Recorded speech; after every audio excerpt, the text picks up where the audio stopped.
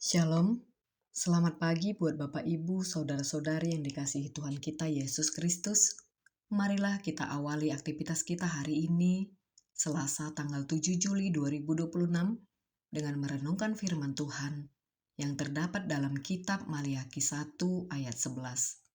Sebab dari terbitnya matahari sampai kepada terbenamnya, namaku besar di antara bangsa-bangsa, dan di setiap tempat dibakar dan dipersembahkan korban bagi namaku, juga korban sajian yang tahir, sebab namaku besar di antara bangsa-bangsa, firman Tuhan semesta alam. Demikianlah firman Tuhan. Bapak Ibu Saudara, ada ungkapan yang mengatakan bicara tentang waktu, tenaga, ibadah, hati, dan sikap kita kepada Tuhan. Sebenarnya bukan soal seberapa banyak yang kita beri, tetapi apakah yang kita persembahkan itu benar-benar yang terbaik. Karena Tuhan tidak pernah melihat banyaknya yang kita beri, tetapi kualitas dan kelayakan hati di balik persembahan itu. Namun ironisnya, seringkali Tuhan justru menerima sisa dari hidup kita. Contohnya, waktu kita yang tersisa, tenaga kita yang tersisa, mood kita yang tersisa, bahkan hati yang tidak sepenuhnya. Melalui firman hari ini, Tuhan menegur sikap seperti itu dan mengingatkan bahwa namanya layak dimuliakan dengan penyembahan yang sejati. Dan inilah yang menjadi pergumulan umat Israel pada zaman Maliaki, Bapak Ibu. Secara lahiriah, mereka tetap beribadah, tetap membawa persembahan, tetapi hati mereka sudah tidak lagi menghormati Tuhan. Mereka memberikan persembahan yang cacat, yang tidak layak, seolah-olah Tuhan pantas menerima apa saja.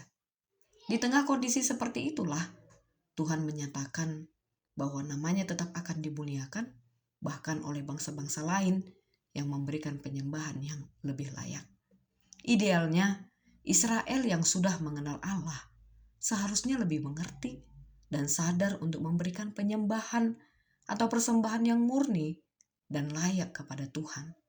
Tetapi kenyataannya berbeda, Bapak Ibu Saudara. Israel justru mempersembahkan yang tidak layak. Umatnya gagal menghormati Dia dengan benar. Nas ini memberikan gambaran bahwa nama Tuhan tidak hanya dimuliakan oleh satu bangsa, tetapi oleh bangsa-bangsa di seluruh dunia. Ini adalah gambaran dari rencana Allah yang besar, di mana Injil diberitakan ke seluruh bangsa dan banyak orang datang untuk menyembah Dia. Dengan demikian, ayat ini menyatakan bahwa sejak semula Tuhan menghendaki kemuliaannya dinyatakan secara global.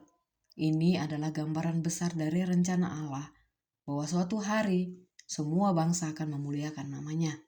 Dengan demikian, inti dari nas ini bukan sekedar tentang persembahan secara lahiriah, tetapi tentang penyembahan yang sejati, yaitu hidup yang menghormati Tuhan dengan sungguh-sungguh. Jika kita melihat firman ini, persoalannya bukan apakah kita beribadah atau tidak.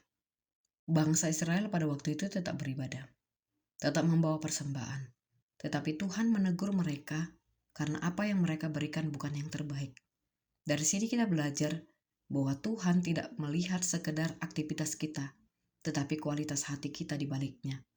Karena itu, dalam kehidupan kita perlu mulai memeriksa diri. Apakah selama ini kita memberi Tuhan waktu yang terbaik? Atau hanya sisa dari kesibukan kita? Apakah kita melayani dengan sungguh-sungguh atau sekedar menjalankan tanggung jawab? Apakah kita datang beribadah dengan hati yang hormat atau hanya rutinitas tanpa makna? Seringkali tanpa sadar kita menempatkan Tuhan bukan sebagai yang utama. Kita memberi yang terbaik untuk pekerjaan, untuk diri sendiri, untuk hal-hal yang kita anggap penting. Tetapi ketika sampai pada Tuhan, yang diberikan justru yang tersisa. Dan itulah yang sebenarnya yang disorot oleh firman ini. Bukan soal kita tidak memberi, tetapi apa yang kita beri itu tidak lagi layak. Lebih dalam lagi, firman ini juga mengingatkan bahwa Tuhan tidak bergantung pada kita untuk dimuliakan.